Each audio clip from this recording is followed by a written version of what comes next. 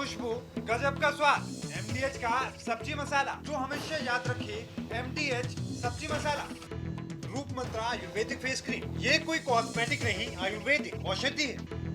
पेट सफा आयुर्वेदिक चूर्ण, पेट सफा हर रोग दफा। Doctor ortho Ayurvedic oil and capsule, जोड़ों के दर्द की बेजोड़ दवा। महिलाओं के लिए सर्वाधिक भरोसेमंद औषधि एवं टॉनिक।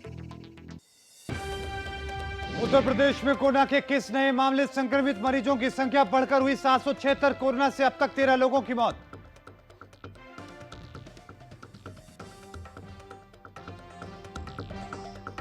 मुरादाबाद में कोरोना के 11 नए मामलों की पुष्टि, मरीज मिलने से मचा हड़कंप, मरीजों की संख्या बढ़कर हुई 30।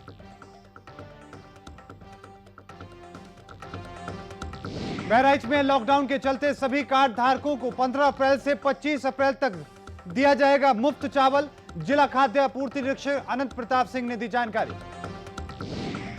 और कलयुगी बेटे ने माता पिता पर किया जानलेवा हमला, दोनों गंभीर रूप से घायल, आरोपी युवक मौके से फरार।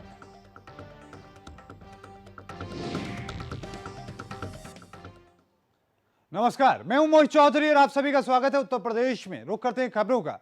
मुरादाबाद में एक बार फिर से कोरोना के 11 नए मरीज मिलने से हड़कंप मच चुका है। दरअसल 14 अप्रैल को 67 लोगों के सैंपल लिए गए थे, जिसमें से 11 लोगों के कोरोना पॉजिटिव की पुष्टि हुई है। कोरोना पॉजिटिव पाए गए लोगों में 6 पुरुष जबकि 5 महिलाएं में भी कोरोना पॉजिटिव की पुष्टि हुई है। हालांकि राहत की बात यह है कि सभी पॉजिटिव पाए गए लोग पहले से ही क्वारंटाइन किए जा चुके हैं। कोरोना के 11 नए पॉजिटिव मामले सामने आने के बाद अब जिले में कोरोना के 30 मरीज हो चुके हैं, जिनका इलाज किया जा रहा है। वहीं कोरोना के जिले में बेकाबू होने के चलते प्रशासन द्वारा और ज्यादा सख्ती बरतने की आशंका जाहिर की जा रही है।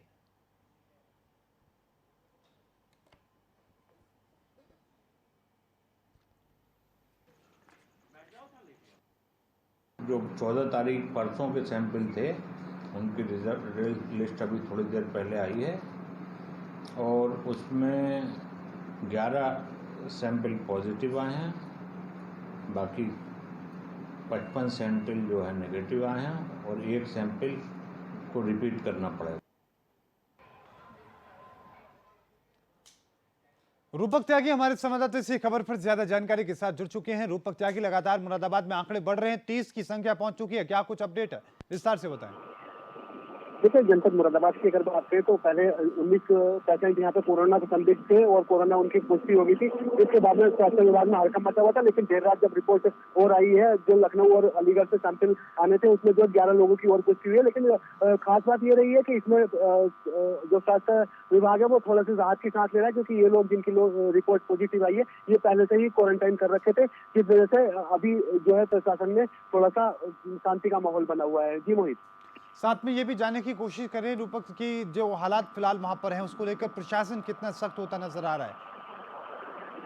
देखिए, जो परसों एक घटना हुई थी जहाँ पर जो है डॉक्टर की टीम पर हमला किया गया था, उसके बाद में उस इलाकों को हॉटस्पॉट चिन्हित कर दिया गया है। वहाँ पर ड्रोन कैमरे से निगरानी रखी जा रही है। फिलहाल पुलिस प्रशासन वहाँ पर सख्त रूप अपनाए हुए है और वहाँ पर जो उस हमले में शामिल थे, उन हमले में शामिल होने के जो आरोपी थे, 21 लोग नामजद किए हैं और 200 अज्ञात के खिलाफ मुकदमा पंजीकृत कर सभी को जेल भेज दिया गया है। और अगर आगे की बात करें तो यहाँ पर जो है हॉटस्पॉट में कोई भी दुकान, जैसे दूध की दुकानें हैं और जो भी किराना स्टोर है, सब बंद रहेंगे और मेडिकल स्टोर भी यहाँ पे बंद करने के आदेश दे दिए गए हैं। जानकारी को साझा करने के लिए तो हमारे संवाददाता हमारे साथ मुरादाबाद से रूपक जुड़े, उन्होंने बताया कि किस तरीके से वहां पर यानी कि मुरादाबाद में आंकड़े बढ़ रहे हैं, इसको लेकर प्रशासन क्या कदम उठाते नजर आ रहा है। इस बीच एक बड़ी खबर आ रही है, आपको बता दें कि और से इस वक्त बड़ी खबर आपकी टीवी स्क्रीन पर आने जा रही है। ओके इंडिया की खबर का बड़ा असर हुआ है। खबर चलने के बाद में दरोगा को सस्पेंड किया जा चुका है। व्यापारियों से कानून का भय दिखाकर लूट और अभद्रता का आरोप लगा था। जांच में आरोपी पाए जाने पर पुलिस अधीक्षक ने दरोगा को सस्पेंड कर दिया है। सदर कोतवाली क्षेत्र के नारायणपुर चौकी इंचार्ज थे अवनीश कुमार। इस वक्त की बड़ी खबर आपकी टीवी स्क्रीन पर ओके इंडिया अब तक पहुंचा रहा है औरैया से, जहां पर बड़ा असर हुआ है ओके इंडिया की खबर का। और इस वक्त की बड़ी खबर आपकी टीवी स्क्रीन पर, आपको बता दें कि लॉकडाउन में लगातार ओके इंडिया ग्राउंड जीरो से मुस्तैदी के साथ में डटा हुआ है और तमाम जो अपडेट हैं दर्शकों तक पहुंचाई जा रही है। इस बीच आपको बताएं कि औरैया में एक मामला सामने आया था, जहां पर व्यापारियों को कानून का भय दिखाकर किस तरीके से वहां पर एक दरोगा लोगों से, व्यापारियों से लूट की कोशिश कर रहा था, भय दिखाकर वहां से पैसे लेने की, वाही करने की कोशिश में था। नितिन शुक्ला हमारे साथ जुड़ चुके हैं ज्यादा जानकारी के साथ। हमारे संवाददाता नितिन शुक्ला, ओके इंडिया की खबर का बड़ा असर हुआ है, क्या कुछ अपडेट है, विस्तार से बताएं। जी मैं बिल्कुल बताना चाहूंगा। लॉकडाउन के दौरान एक तरफ जहां पूरे भारत में पुलिस की अच्छी छवि मिल रही थी, वहीं औरैया जनपद में पुलिस के उच्च अधिकारियों द्वारा लगातार अच्छे काम किए जा रहे हैं, लेकिन इन दरोगा जी द्वारा न सिर्फ लोग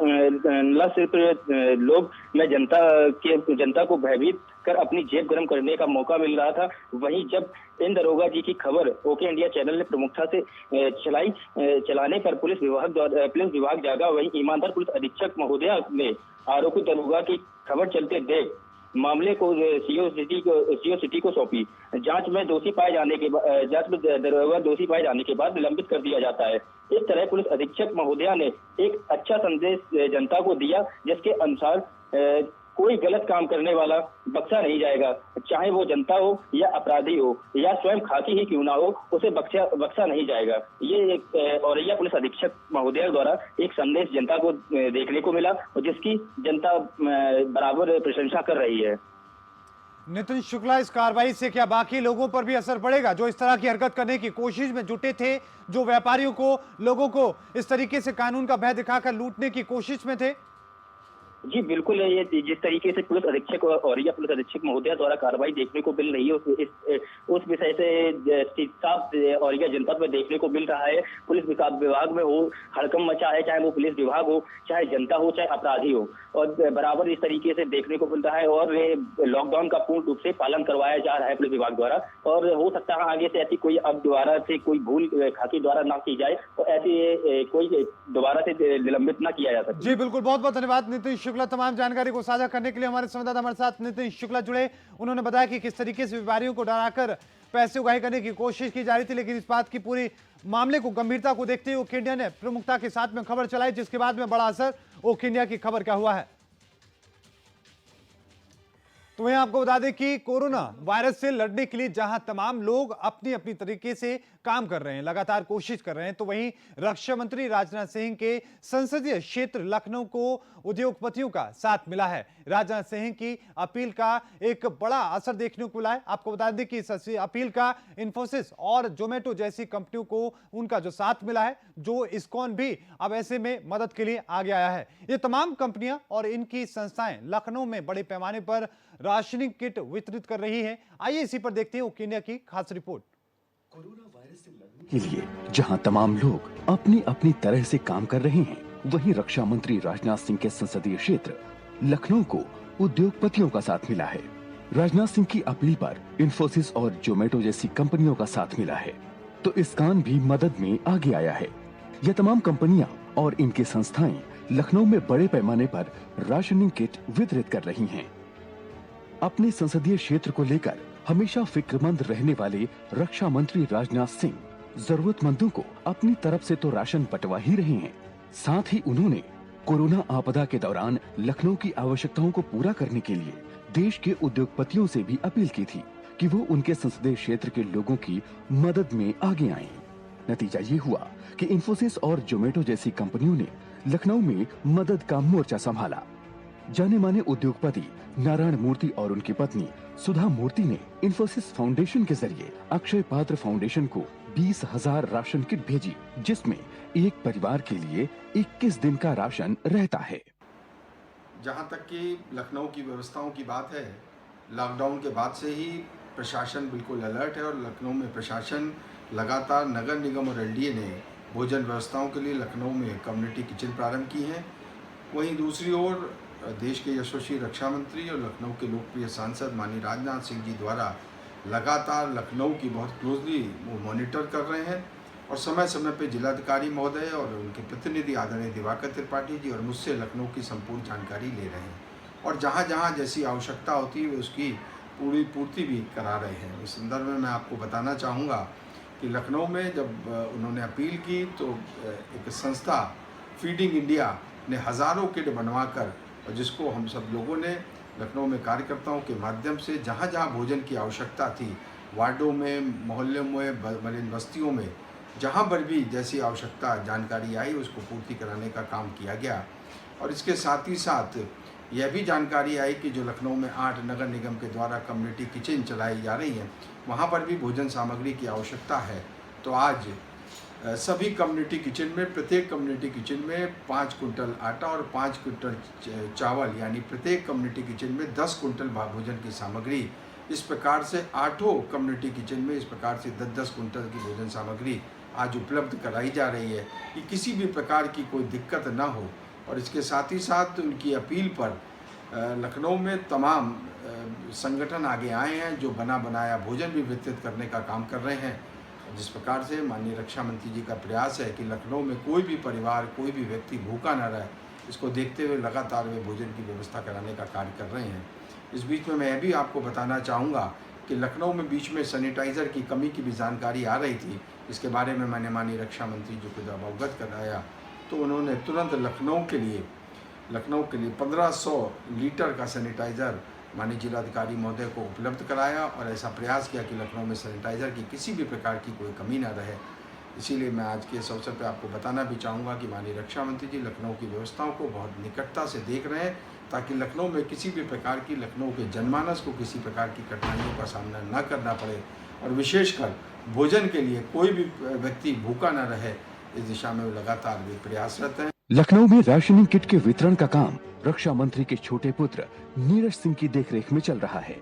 आमतौर पर हमेशा ही समाज सेवा के कामों में लगे रहने वाला रक्षा मंत्री का परिवार राशनिंग किट को जरूरतमंदों तक पहुंचाने की पूरी व्यवस्था देख रहा है। इंफोसिस फाउंडेशन के अलावा जोमेटो की फीडिंग इंडिया और स्कान जैसी संस्थाएं भी लखनऊ में कई स्थानों पर राशनिंग किट वितरित कर रही हैं। खबर बहराइच से है जहां पर लोगों ने पुलिस का जोरदार स्वागत किया है। पूरी दुनिया इस वक्त कोरोना महामारी की चपेट में है। इस महामारी के दौर में हमारे कोरोना योद्धा अपना घर परिवार सब छोड़कर देश की सेवा में लगे हुए हैं। कोरोना वायरस को लेकर सुरक्षा व्यवस्था बनाए रखने वाले पुलिसकर्मियों का नवाबगंज व्यापार मंडल वासियों ने फूल मालाओं से स्वागत किया। पुलिसकर्मियों को मास्क और सैनिटाइजर भेंट किए गए। स्वागत समारोह में थाना प्रभारी निरीक्षक शमशेर बहादुर सिंह सहित दर्जनों पुलिसकर्मी ने लोगों को घर में रहने की सलाह दी है।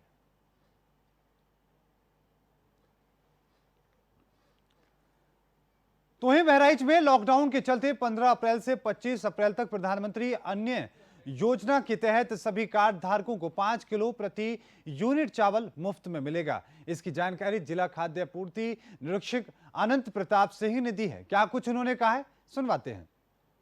जनपद के अप्रैल महीने के नियमित वितरण के बाद प्रधानमंत्री गरीब अन्न योजना के अंतर्गत हम लोगों ने आज 15 अप्रैल से निःशुल्क खाद्यान्न का वितरण शुरू किया है, जिसके अंतर्गत प्रत्येक कार्ड धारक को उसके कार्ड में जितनी यूनिट है प्रति यूनिट 5 किलोग्राम चावल फ्री दिया जाना है। किसी भी कार्ड धारक को इसका मूल्य नहीं अदा करना है और ये वितरण हमारा 15 तारीख से लेकर 25 तारीख तक चलेगा। जिन लोगों का किसी वजह से अंगूठा नहीं लग पाएगा ई पॉस मशीन में, तो लोग 26 तारीख को प्रॉक्सी के माध्यम से ये मुफ्त खाद्यान्न प्राप्त कर सकते हैं। इसके अंतर्गत हम लोग जो है जनपद के 6,87,000 लगभग राशन कार्डों में दर्ज कुल 25,97,716 यूनिट को फ्री खाद्यान्न देने वाले हैं। प्रत्येक यूनिट जो ये लगभग 26 लाख के आसपास है उनको 5 किलो चावल मुफ्त मिलेगा।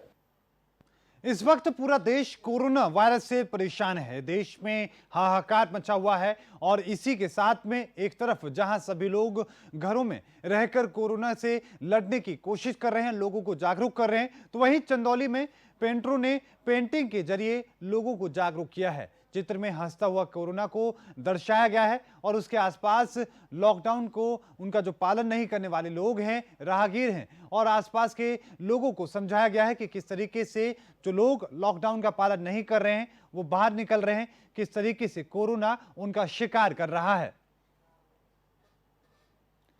आपको बता दें कि हर वर्ग के लोग लगातार कोशिश कर रहे हैं लोगों को जागरूक करने की, अपील कर रहे हैं घर में रहने की। इसी तहत चंदौली से ये तस्वीरें सामने आई है जहां पर एक पेंटर ने एक पेंटिंग बनाई है सड़क पर, जहां पर एक कोरोना वायरस चमकता हुआ है, खुश होता हुआ नजर आ रहा है, मुस्कुराता हुआ नजर आ रहा है। लेकिन इस पर यह लिखा गया है कि अगर आप घर से बाहर निकलते हैं, लॉकडाउन का पालन नहीं करते हैं, तो ये कोरोना वायरस आपका शिकार कर लेगा। इससे आपको और आपके परिवार को मुश्किलें आपकी बढ़ जाएंगी। ये कोशिश इस वायरस के चित्र बनाने से, पेंटिंग बनाने से जागरूक करने की कोशिश की जा रही है।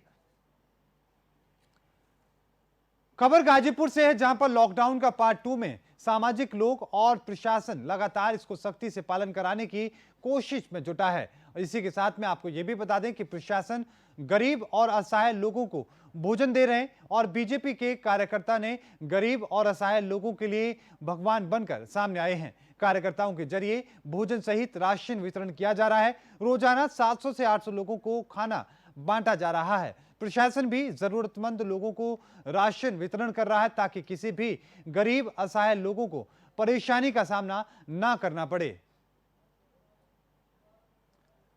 संभल में मेड़ को लेकर दो पक्षों में विवाद हो गया। मेड़ के विवाद में एक पक्षी ने गोली चला दी, जिसमें गोली लगने से दो सगे भाइयों की मौत हो गई। मामला असमलोली थाना क्षेत्र के गांव रामनगर का है, जहां पर सगे भाई अपने तीसरे भाई के साथ अपने खेत पर गेहूं फसल की कटाई कर रहा था। खेत के पड़ोस में कुछ लोग अपने खेत में ईख की बुवाई कर रहे थे, जिसके कुछ देर बाद में ईख बोने वाले लोगों ने गेहूं काटने वाले लोगों की खेत में मेड़ काट दी, जिसका जब तीनों ने सगे भाइयों ने विरोध किया तो आरोपी पक्ष ने आप बबूला हो गए और ईख बोने वाले खेत में मौजूद आधा दर्जन लोगों ने तीनों भाइयों पर लाठी डंडों से बुरी तरीके से हमला कर दिया, जिसके बाद घर से लाइसेंसी बंदूक लाकर तीनों भाइयों को गोली मार दी गई और मौके से फरार हो गए। मामले की सूचना मिलते ही इलाके में हड़कंप मच गया और भारी पुलिस बल ने मौके पर पहुंचकर जांच पड़ताल शुरू की है और तीनों भाइयों को घायल हालत में मुरादाबाद के लिए रेफर कर दिया है। लेकिन अस्पताल पहुंचते ही दो भाइयों की मौत हो गई, जबकि एक का इलाज चल रहा है। जमीन की मेड़ को लेकर के विवाद था दो पक्षों में, जिसमें एक पक्ष था टीटू, अनाजिर और सलीम ये, और दूसरा पक्ष था महमूद और इलियास। महमूद और इलियास ने मेड़ जो 6 इंची की मेड़ थी उसको काट दिया था, जिसको लेकर के टीटू और सलीम का पक्ष नाराज हो गया था। इन लोगों ने ला करके लाइसेंसी बंदूक से फायर किया, जिसमें महमूद और इलियास को गोली लगी। इसके बाद इन दोनों को टीएमयू मुरादाबाद भेजा गया था, वहाँ पे इनकी डेथ हो गई है। इसमें सलीम गिरफ्तार हो गया था और अभी अनाजिर भी गिरफ्तार हो गया है और टीटू के लिए दबिश जारी है। अभी कुछ ही समय में उसकी भी गिरफ्तारी सुनिश्चित की जाएगी। लगातार इनकी जो भी इनमें शामिल हैं उनके खिलाफ विधिक कार्रवाई की जा रही है। मुकदमा दर्ज कर लिया गया है। तो वहीं झांसी में कलयुगी बेटे ने अपने माता पिता पर जानलेवा हमला किया है। हमले में दोनों गंभीर रूप से घायल हो गए हैं। बुजुर्ग दंपति को जिला अस्पताल लेकर जाया गया है, जहां से उन्हें मेडिकल के लिए रेफर कर दिया गया है। आपको बता दें कि युवक नशा करने का आदी बताया जा रहा है। अपने पिता से पैसे की मांग करने लगा। पिता ने पैसे देने से इनकार कर दिया, जिससे नाराज होकर उसने कमरा बंद करके माता पिता को सरिये से मारपीट करनी शुरू कर दी। इससे दोनों गंभीर रूप से घायल हो गए। लोगों की भीड़ पहुंचने से युवक मौके से फरार हो गया।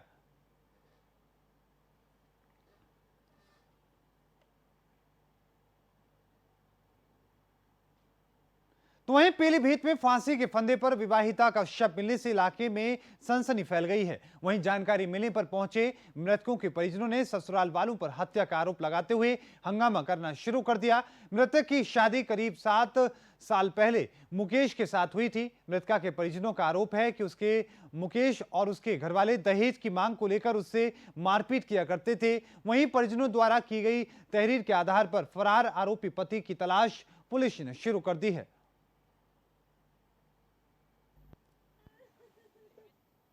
रामसभा भोज की घटना है, जिसमें एक विवाहिता ने संदीप क्षेत्र में मृत्यु हुई है। बॉडी पीएम के लिए भेजी जा रही है, उसके बाद ही पता लग पाएगा। वहीं कोरोना को हराने के लिए प्रयागराज के लोग प्रधानमंत्री नरेंद्र मोदी की मुहिम में लगातार कंधे से कंधा मिलाकर साथ दे रहे हैं। कोरोना वायरस से लड़ने के लिए देश के लोग जो प्रधानमंत्री ने जनता से लॉकडाउन का आह्वान किया था, इसमें संगम नगरी के लोग जागरूकता और सहयोग का नजारा पेश कर रहे हैं। लोग इतने सजग हैं कि दूसरी तरफ प्रशासन ने जहां सुरक्षा के दृष्टिकोण से व्यापक तैयारी की है, वहीं मुंबई जैसी घटना के बाद में प्रयागराज पुलिस भी सतर्क है। सोशल मीडिया से अफवाह फैलाने वालों पर कार्रवाई करने की बात कही जा रही है। वहीं आईजी कविंद्र प्रताप सिंह की एक अलग अंदाज में देखने को मिल रहे हैं, जो सारी चीजों में खुद नजर बनाए हुए हैं और इसमें इत्र वो जानवरों के लिए भगवान बनकर सामने आए हैं। जगह जगह जाकर ऐसे जानवर जो मनुष्य के सहारे ऐसे बेजुबानों के लिए भोजन की भी व्यवस्था कर रहे हैं। इन्हीं सब चीजों की लेकर आईजी केपी सिंह से ओक इंडिया ने खास बातचीत की है। इसी को सुनिए क्या कुछ उन्होंने कहा है।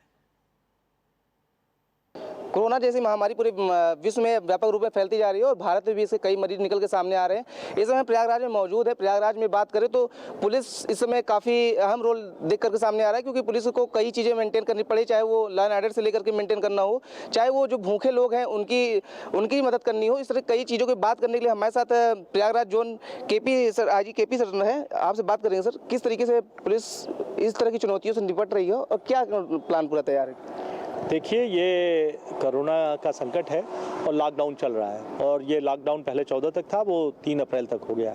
ऐसे में जो सबसे बड़ी समस्या है कि सभी लोगों की जो मिनिमम ज़रूरतें हैं, जो आवश्यक ज़रूरतें वो पूरी हों। इसके लिए वाहनों का पास, जो ज़रूरी सामान है उसकी सप्लाई न रुके, वो चलती रहे, ये सबसे बड़ी बात है। और लोगों को अगर जो ज़रूरतमंद है, जो डेली वेजर्स हैं, जिनको काम नहीं हो, उनको उनकी आवश्यकताएं पूरी हों, खाना मिले, राशन मिले। इसके लिए शासन ने बहुत बड़े स्तर पर सभी लोगों को राशन की सुविधा उपलब्ध कराई है। 1000 रुपये उनके अकाउंट में गया है। इसी तरह से जो लोग बच जा रहे हैं, जिनको ये चीज़ें समय से नहीं मिल पा रही हैं या कोई परेशानी आ रही है, उनके लिए हमारे कंट्रोल रूम में या हमारे जो स्वयंसेवी लोग हैं, बहुत सारी संस्थाएं हैं ऐसे समय में आगे आई हैं जो इस तरह का कार्य कर रही हैं। जिला प्रशासन स्तर पर भी कम्युनिटी किचन चल रहे हैं हर तहसील में, यहाँ पे जिला प्रशासन द्वारा भी चलाया जा रहा है। तो ये सारे लोगों को हमने एक इंटीग्रेटेड कंट्रोल रूम से कनेक्ट किया है और अगर कोई ऐसे लोग हैं जो ज़रूरतमंद हैं तो स्वयंसेवी संस्थाओं से कोऑर्डिनेट करके थाने स्तर पर, तहसील स्तर पर, जोनल कार्यालय स्तर पर उन लोगों को उनकी ज़रूरत के सामान मुहैया कराए जा रहे हैं। सर, बात करें जैसे पुलिस कहते हैं इस समय तो कुछ लोग उलझते हुए नजर आते हैं, तो ऐसे लोगों के लिए क्या कार्रवाई की जा रही है और कैसे कहते हैं लोगों को समझाया जा रहा है? जी देखिए, ज़्यादातर लोग तो मान रहे हैं, लॉकडाउन का पालन कर रहे हैं, लेकिन जो लोग अनावश्यक घूम रहे हैं उनकी गाड़ियाँ सीज की जा रही हैं, उनके खिलाफ मुकदमे कायम किए जा रहे हैं, उनको गिरफ्तार किया जा रहा है। और जो अगर किसी पुलिसकर्मी या स्वास्थ्य कर्मी पर हमलावर होते हैं, नियमों का पालन नहीं करते, तो उनके खिलाफ सख्त कार्रवाई की जा रही है। सर, देखा जाए जैसे मुंबई जैसी स्थिति आई थी कि सोशल मीडिया पे अफवाह को फैला करके भीड़ इकट्ठा हो गई थी, अगर बात करें प्रयागराज जोन की तो इसमें आप लोग कैसे नज़र बनाए रखे हैं, किस तरीके से मॉनिटरिंग हो रही है इस पर? जी, सोशल मीडिया में हमारे सारे सेल लगे हैं, जिले स्तर पर, रेंज स्तर पर, जोन स्तर पर हमारे सोशल मीडिया सेल हैं। जैसे ही कोई आपत्तिजनक पोस्ट आता है, चाहे वो व्हाट्सएप पे है या ग्रुप में है या ट्वीट आता है, तो उसको हम लोग चिन्हित करते हैं और फिर उसका सोर्स पता करते हैं और उनके खिलाफ तत्काल थाने में मुकदमा करके उनको गिरफ्तारी का कार्य, क्योंकि सोशल मीडिया पे कोई अफवाह न फैले, कोई फेक न्यूज़ न चले, कोई सांप्रदायिक उन्माद न फैलाए, इन सारी बातों को हम सख्ती से नज़र रखें। और आज भी एक मुकदमा कायम हुआ, कल 4 मुकदमे, उसके पहले 5 मुकदमे कायम हुए थे हमारे रेंज में। तो लगातार जो लोग इस तरह का कर रहे हैं उसको हम ब्लॉक कराते हैं, ट्वीट को ब्लॉक करा रहे, हटा रहे हैं, व्हाट्सएप ब्लॉक करा रहे हैं। इसके साथ साथ उन लोगों के खिलाफ आपराधिक मुकदमे पंजीकृत कर उनके खिलाफ कार्रवाई कर रहे हैं। सर, अगर इससे हट के बात करें तो आपकी एक नई तस्वीर और निकल के सामने आ रही है कि आप जानवरों के लिए भी आप भोजन की व्यवस्था करा रहे हैं, तो ये कैसे क्या तय करें और लोगों से आप क्या अपील करना चाहेंगे? देखिए, ये हमारे कमिश्नर साहब हैं, मैं हूँ, जिला प्रशासन है।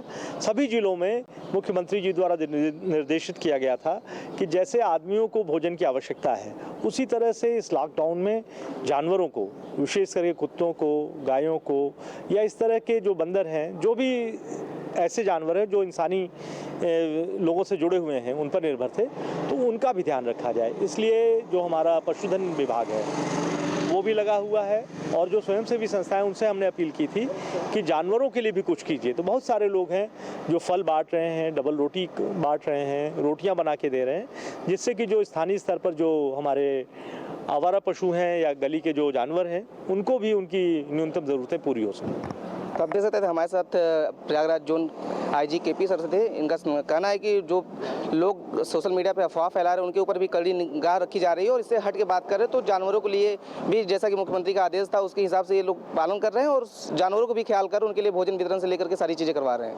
वीडियो जर्नलिस्ट सत्येंद्र कुमार के साथ Amit Mishra, okay India TV, Prayagraj. Uttar Pradesh में अभी के लिए इतना ही। देखते रहिए ओके इंडिया। मुझे दीजिए इजाजत, धन्यवाद।